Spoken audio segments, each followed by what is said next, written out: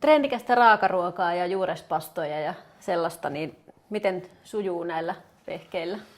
Eli tässä on perus tämmöisiä pienempiä vehkeitä, millä saadaan muutamalla hengelle ihan ok.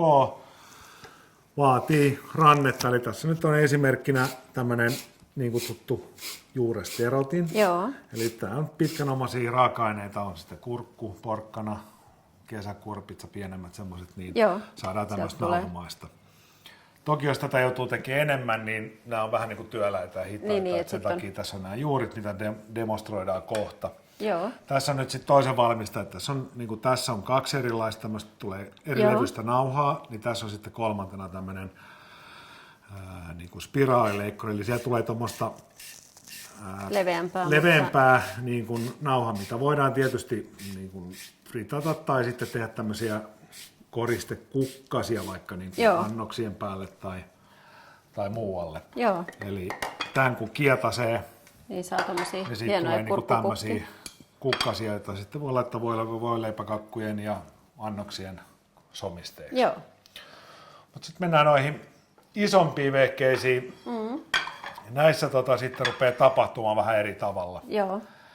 Eli tässä on nyt niin kuin 3 eri firman näitä spiraalileikkureita, jotka tosiaan on nopeita käyttää. Eli tässä on nyt punajuurta, sorvataan niin kuin spagetiksi ja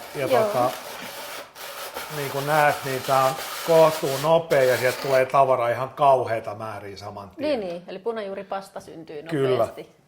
Ja sitten tässä, missä on taas tämmöinen aluskulho, mihin se tulee suoraan purkkiin, niin laitetaan vaikka kesäkurpitsaa tästä.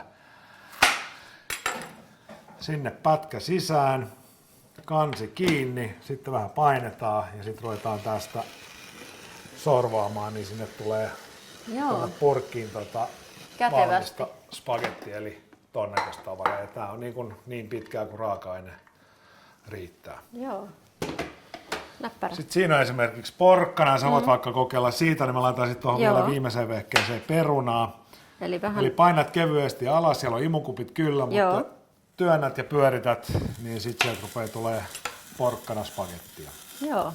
Eli toi on hyvä esimerkiksi tuommoisille lapsille, niin saadaan juureksia syömään, kun tehdään pastaa, että se ei ole pelkkää. Joo.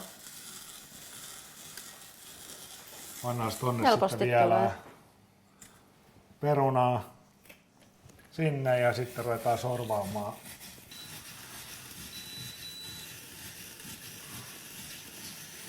Joo, nyt tulee hyvin ja peruna sieltä. Porkkana. Eli näitä pitää aina pikkusen auttaa, niin että tätä työnnetään eteenpäin samalla, kun näissä ei ole niin kuin varsinaista vetoa itsessään. Niin. Joo, mutta... Eli toi pasta sekaan, niin lapset kaipaa hanttia, kun on juureksia seassa. Vähän erinäköistä.